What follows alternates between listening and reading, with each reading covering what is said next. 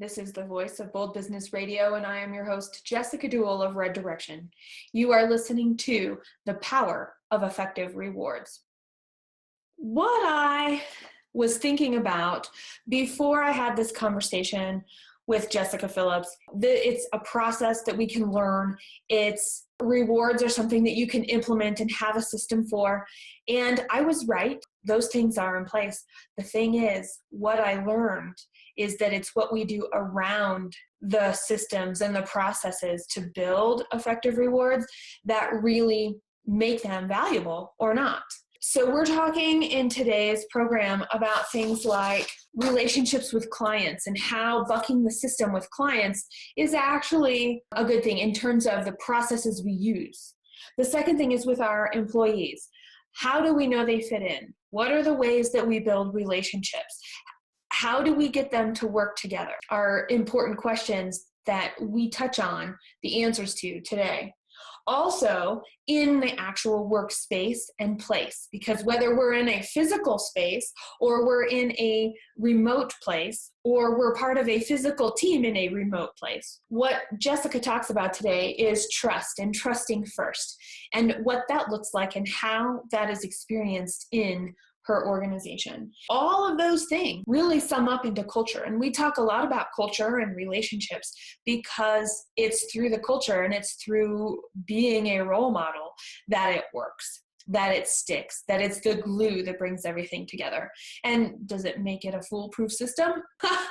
No, there are always problems. There are always things we can learn from. That's just because every experience is different, and we take one experience after the other and we bring them together to build on and keep the direction going where we want to go. I'm going to introduce you to Jessika Phillips, and then you will hear her talking with me in just a few moments. Jessika Phillips is known for her outspoken dedication to relationship marketing. Starting with a laptop and a vision, Jessica has grown her agency to become a certified and recognized inbound partner who has worked with over 100 clients across the U.S. and internationally. She founded the Relationship Marketing System to help businesses learn the art of growing repeat referral business. Jessica teaches comprehensive relationship marketing and hosts a weekly video casts called Magnet Marketers and Relationships ROI, which focus on becoming magnet versus a bullhorn while growing relationships and ROI in business.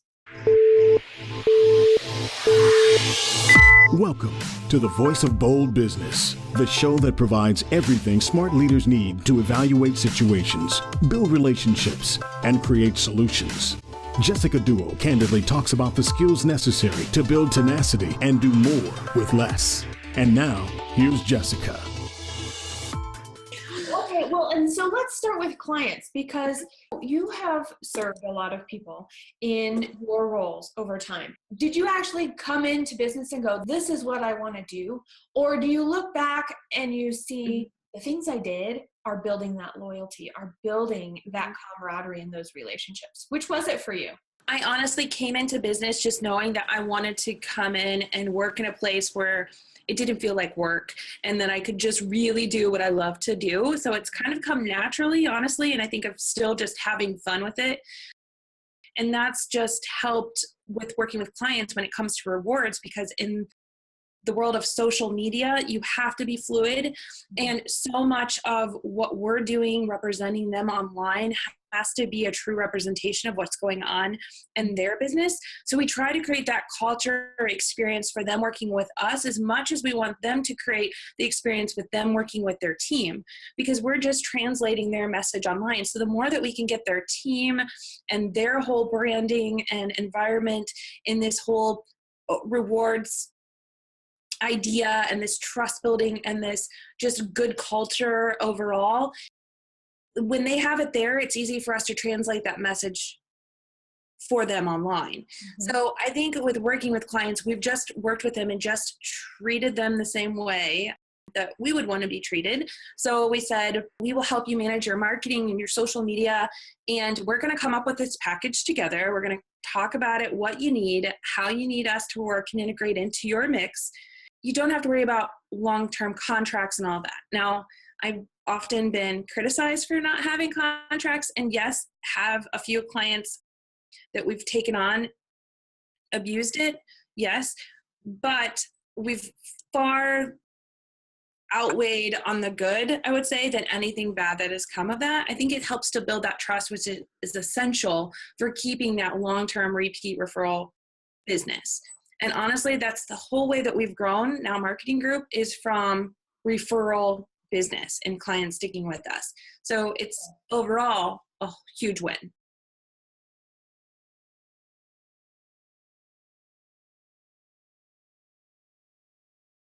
You were talking about the golden rule, first of all. You also said something, and I'm going to say it differently. When we lead by example, people realize and see it's better than learning, it's better than book learning, it's better than anything, because people can actually see, oh, right, you get to touch it, you get to see it, you get to experience it. And then it's when those things happen, then all of the words make sense.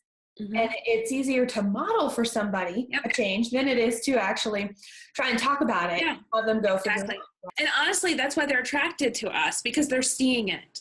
They're seeing it. They're seeing us doing this thing. They see that something's different and that we kind of stand out, and they're like, oh, that's kind of cool. And that's what attracts them to us in the first place. So it's a like attracts like mentality. Everybody, I'm going to totally let the cat out of the bag right now. Everything we're talking about relates to company culture. So we're talking about effective reward, but in reality, it's the actions and it's the results of those actions and the outcomes. Let's shift to a minute to your team. You were telling me as we were talking and preparing for this conversation about your team. Tell us about your work setup. We have 14 team members that are in-house, and our setup is completely different than most companies because we have just all of our team members in 2 days a week. Throughout the week, we have everybody from every department, if you will, in on Mondays, and then they work a second day throughout the week where our web team works on Thursdays and our account managers work on Wednesdays. So they have one day where all of us are together, and their next day is them doing their individual tasks, and then one day with their core group. So we all have this mixture of time together, time as a group, and then time to work independently on our specific tasks.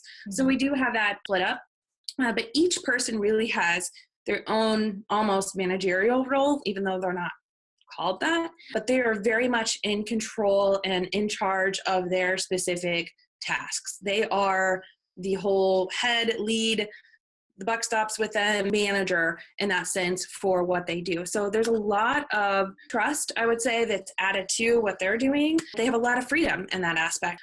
In between the times that we're in the office together, the rest of the team is working within a project management system. So we can see kind of some of the things that they're working on.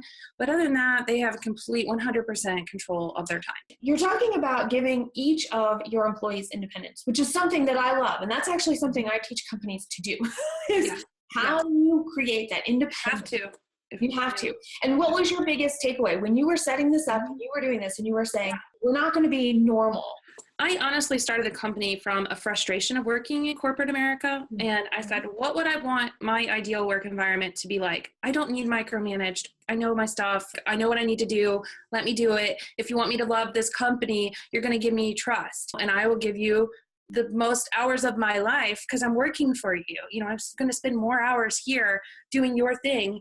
So I wanted to create the same thing for the team. Like I wanted to create a place where everybody wanted to be, where they're not like, oh, I got to go to work on Mondays. In doing that, I just wrote it out, and it was just, you know, what makes good common sense, where people don't have to feel guilty about going to a doctor's appointment or have to really consider, like, can I stay home with my sick kid? Can I go to work right now? Or am I going to be sacrificing learning and seeing the first steps of my child? All those things that go and weigh in our mind when we're considering working, I wanted just to make easy for someone. Like, you can have the best of both. And so I wrote it out, and then the rest of it, we just honestly have adapted along the way. Sounds kind of bad. Like we knew we wanted, but the rest of it's kind of like, okay, what works for everyone? Like we didn't start out wearing jeans. Funny enough, that was the biggest survey result of what can we change here in the company. Everybody said, I want to wear jeans. Okay.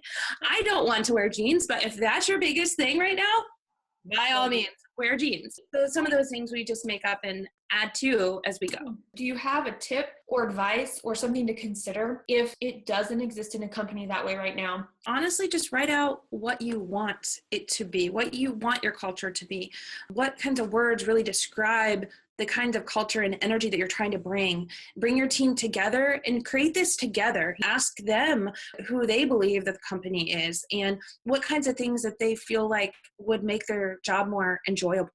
And you can do this if you feel like there's a level of intimidation of talking about it in a group. There's apps out there. There's like Culture Amp. There's several others that are on the market right now without me endorsing them, but they're out there to where you can do anonymous surveys and ask your team for that feedback. That's what we did when we found out the gene thing.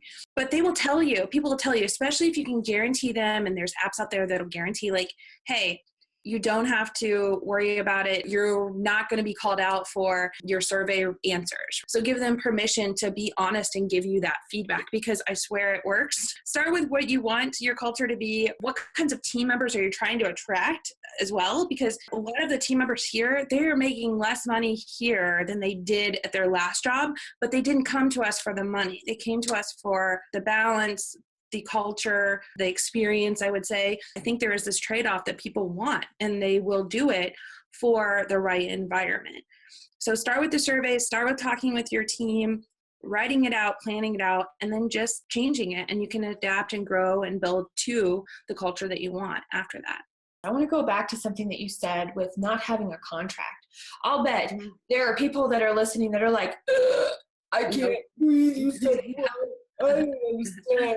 There's like no air. It's so crazy. And you said you had people that take advantage of it. So tell us why that happened. And when you had somebody take advantage of it, what was the outcome of it? How did you handle it? Yeah. So the no contract, it really is because when you're entering into a relationship, you have to give a little bit and say, look, we're going to earn our keep, if you will, each month. We want you to trust us, and we don't want you to feel like you have to stay with us if it's not a good relationship. At the very, very beginning, though, it was kind of my fault, I would say, with the people taking advantage of it, because I was trying to take on everybody. And I'm like, oh, I can help you, and I can help you, and I can help you.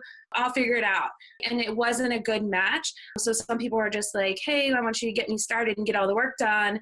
And I already kind of know, I just want to learn and do and finagle it on my own. So I would say at the beginning, it was just because I was taking on the wrong clients at the time that weren't a good fit for either one of us. I would say that was where it was taken advantage. It's not to say that others haven't decided that they wouldn't stick with us, but honestly, we have a huge client retention rate. I would say for an agency, it's ridiculous when we talk with others how much our client retention rate is without having a contract, because they don't feel like they're locked in and they have to make this huge commitment every year. It's not this big, big decision. They just know, like, that's my marketing team. That's who I'm working with. And we just have a good relationship that way. It's so funny. My husband came home from a business trip one time. So his name is Ryan. So Ryan comes home and he goes, on the way to the meeting I was going to, I didn't just see rollers, those rollers. I saw specifically the caster rollers that turn all the way around. And it was on the side of this truck. And this whole truck was representing this business that only did this one thing with this one type of caster. Got to the meeting and it turned out it was like that, those serendipitous things. And he was able to use the example right then in that meeting and be like, guys, gals, everybody here in this room, we can be everything to everybody, or we can do what we do really well, and stop there. You said something about taking the pressure off. The structure that you have chosen takes the pressure off of your team of, holy cow, we have to close the sale so we can continue to pay the bills and have the lights on and make payroll. Yep. To the same thing, like, oh my gosh, how can I make this commitment if I don't know if I'm going to make my return so I can pay the bills to keep the lights on and make payroll? So it actually affects everybody, doesn't it? It does. And honestly, God, that's where the other piece of having the team built in. So if we lose a client, we lose it together, and we all come up with ideas of who we should be working on next. The team actually presented me with their idea of this whole new thing that we can offer. And they'd already had it planned out and everything. They don't get extra money or anything from this. It's just something that's all for the good. When we're like, hey, we really want to do this, but we would need this much more kind of revenue if we want to do that. And it's complete transparency. Like, it's all transparent. So everybody sees what we're bringing in, what we're using money for, what our new ideas are for growth. I think everybody feels like they're part owner of the company and they act that way. They're very conscious of what we do and how we do it. And they come up with ideas. And so, I mean, they blow me away. It's awesome. It's more of a family, I would say, than a work culture. This is the voice of Bold Business Radio, and I am your host, Jessica Dewell of Red Direction. You are listening to The Power of Effective Rewards. When you said the word transparent, in your view, in your experience, and with the success that you've had, Jessica, how do you define transparency? It's transparent on what everyone's roles are, where they can exceed what we need.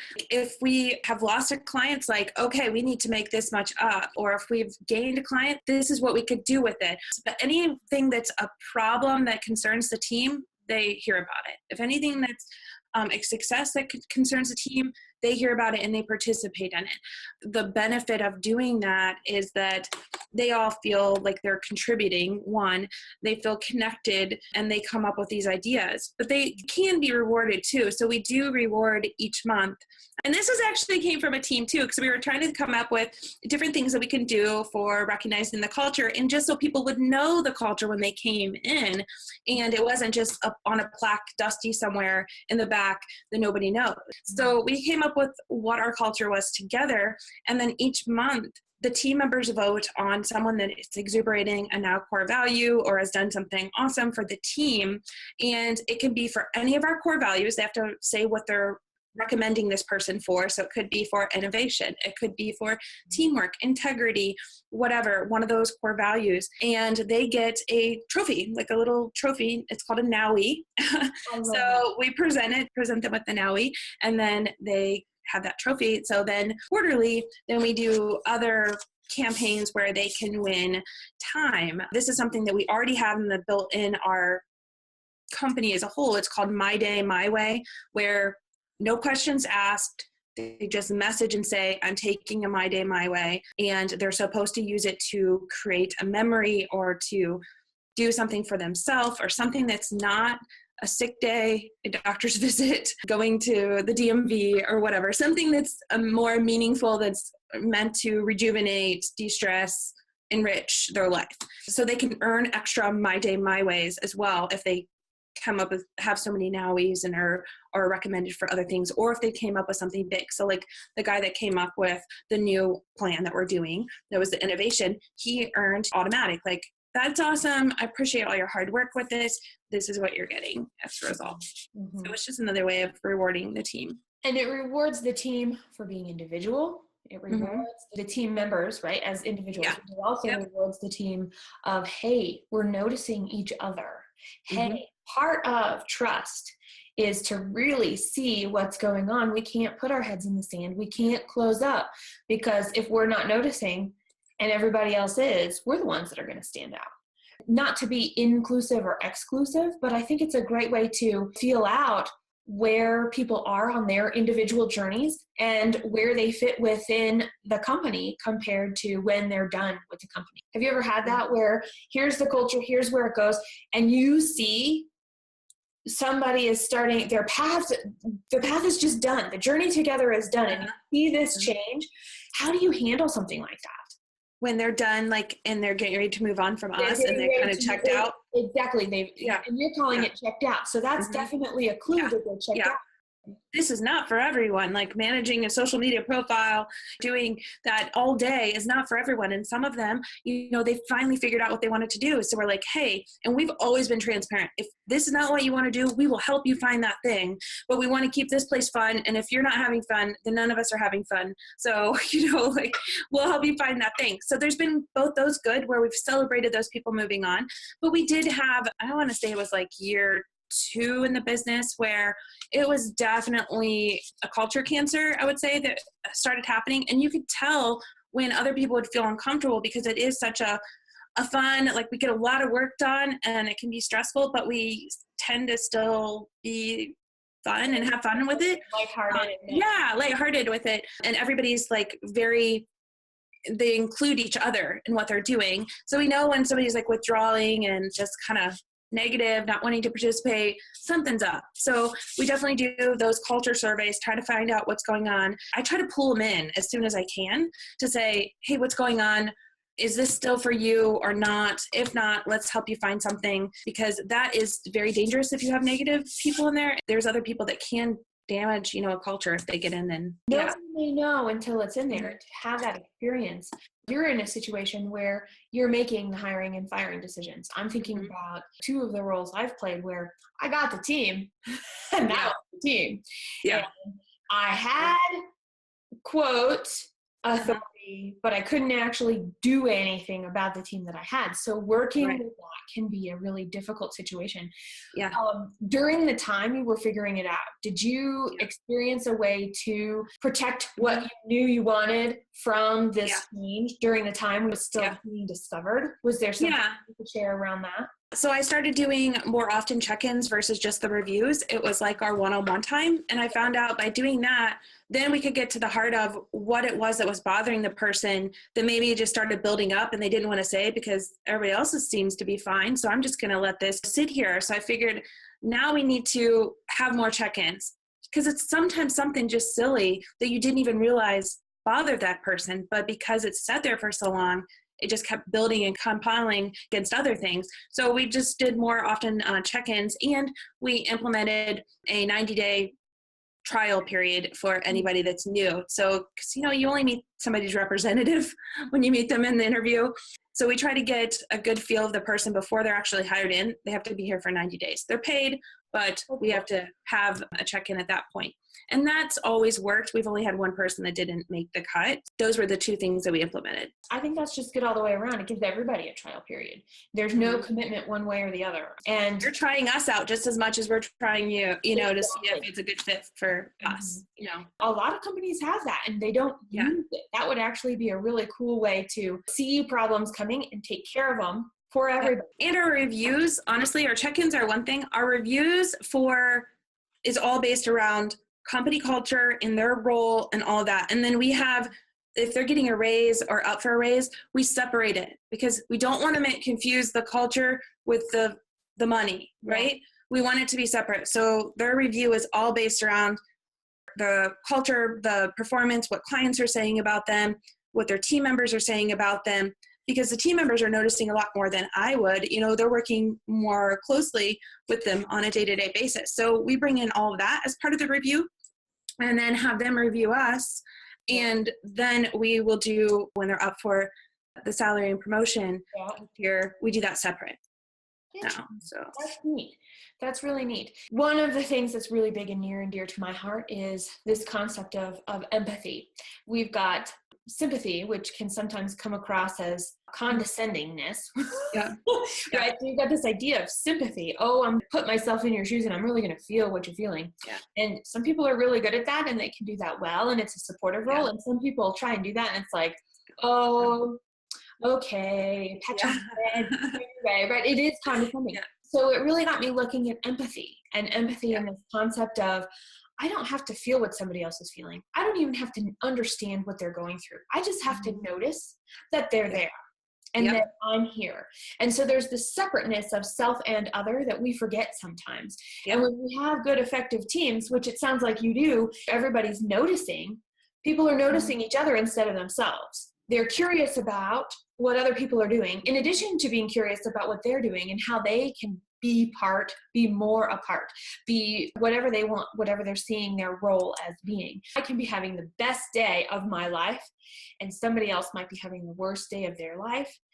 We can have those extremes and be in the same space without having to take on each other's anything or pretend. We don't have to pretend. That curiousness is really important. What can I do? What are other people doing? What's not working? What can I do differently? Things like that. And then that listening, that other piece, all that watching and looking and noticing is all about listening, and as much as it is about doing. And those are the 4 steps to empathy. That's awesome. Isn't that neat? I know.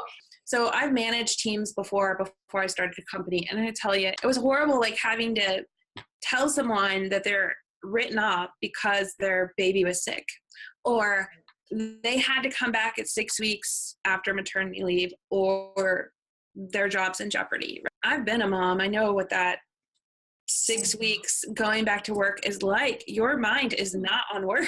A few things we do here, like we have a room specifically for babies now that they can bring their baby in, we'll all take turns, definitely. Yeah.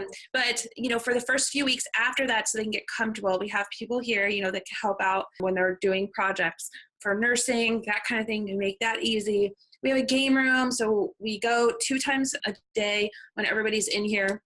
We have set times where we either do a walk when it's nice outside, and we're in Ohio, so you never know. It could be nice, or 13 degrees, and sometimes in the same day. We'll do a walk outside, or we come inside and we have a yoga instructor that comes in the winter. And then we have a game room where we'll just do quick games where we can have some competitive fun with each other. So it's basketball and ping pong and cornhole. So right now we're doing some March Madness. That's fun. And then we just do challenges with each other. So we did a walking challenge, weight loss challenge, a water challenge to get hydrated, implemented like a wellness policy. So some of those things that were honestly like a way of incorporating wellness to mental wellness. We had somebody that helped with financial things too, that talked about it, to get all of the things covered that could be just distracting your mind, honestly, from working, to where you could be the best version of yourself when you're at work. And compared to when I managed teams at other companies that were very by the book, everything, compared to here, we get so much more work done. Maybe the amount of time that's spent on it, because we're doing these other things, count the work time, isn't as much, but we crank out more work, if that makes sense. It does. It's like meaningful work that's done, and people are willing to jump in if something happens outside of the time that they're here. Like, I'm not asking them to, they're just doing it. But the quality and just the amount of work that's coming out as a result has been crazy good. A lot of what you're talking about with how you interact with clients, with how you're interacting with your team, with the way you set up your workplace, with the way that you trust first, Jessica, and then describing all of the elements of the culture from that, you're increasing productivity. We had a team of 4 that did 200 websites last year. Wow. Like, I mean, crazy, just cranking it out. And they're in their system, they're in their groove, they're comfortable working with each other, the communication's there, they rock it out. Like, it's completely different than when I've managed teams before. It's just because their mindset's right, And I'm now thinking about everybody that's listening, guys and gals, every single one of you. And me included, I'm like, oh, right. How cool. Jessica makes it sound so easy. Right.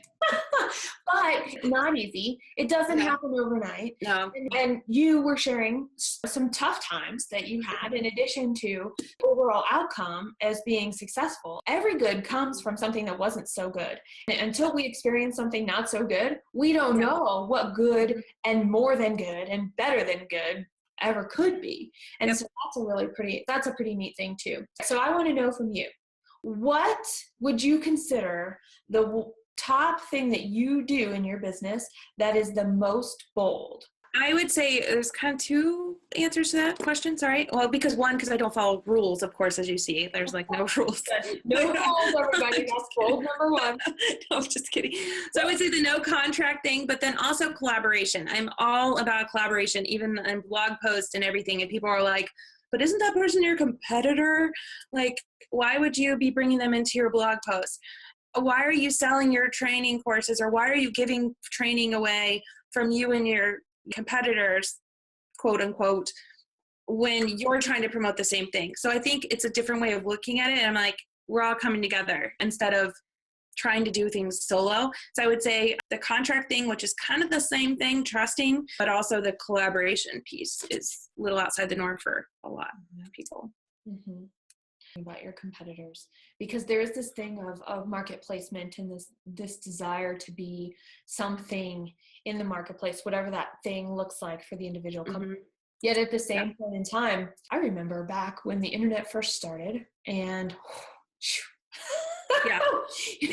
you were just out of high school and I was somewhere in college when it really took off. Granted, it was there, we could use the internet and all that stuff, but when it really took off, and my first company was from the late 90s, it was an e-commerce company, and I remember making these check things of how we're the same and how we're different. After a year, we were all the same.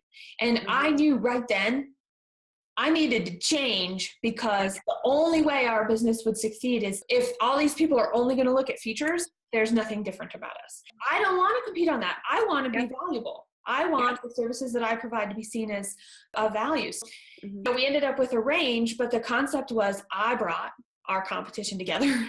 I'm looking back going, oh, I guess I did that. It wasn't a thing back then. Yeah, that's awesome though. I think there's a fear that we're going to run out of customers or something, like, oh my God, that's all there is. We're now calling the last call. And it's not the case. I think it does everybody more good if we're all sharing each other's message. We tap into different audiences, and you're going to win some, you're going to lose some, but you're going to have a lot more wins than anything else, because you're maximizing your reach and your voice and your relationships. But the whole key of everything is honestly the word relationships. The marketing or anything else you do, it's really honestly about how you treat people. I do a show with a guy that he has an agency not very far from me, and we do a show each week, and we send each other leads back and forth all the time. I'm like, hey, this one sounds like you. And he's like, hey, that one sounds like you. So it's a win-win. I love that. I think that is so fabulous. It's a new level of collaboration. It's a new level of engagement. And I have to tell you, Jessica, this time has gone by way too fast. It did, yeah, it did. It really did. Thank you. And I'm really glad that we were able to spend this time together. And please do, if you could send me something about one or two things that you have around your culture and the things that you're doing differently, I will put them in the program notes for everybody here. Everybody, you've heard it here first. Jessica, talk about amazing. And I know I'm in good company when there are two of us together. We're Jessica squared. Yeah. All right. Thanks for having me. It's been an awesome time talking with you. I appreciate it. From starting with this concept of empathy, we're all different, and we seek understanding to bring the people that we are working with together to help figure out what do we need to do differently to communicate our culture by being the model for the culture that we expect in our workplace.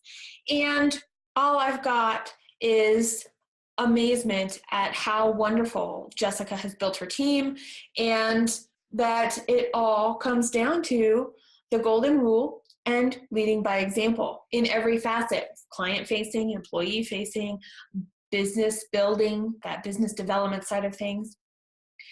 Check out our program notes at thevoiceofboldbusiness.com/P45. That's P for program 45, or search online, The Power of Effective Rewards. Make sure and rate this program and subscribe to receive future programs automatically on your preferred listening platform. Share your story and experience and add to this conversation of what it means to be a leader today, what it means to lead by example, what it means to own and accept and set the tone for the culture in your business. And we want to know, what is something that you found really works for you to model the example that turns into an effective reward.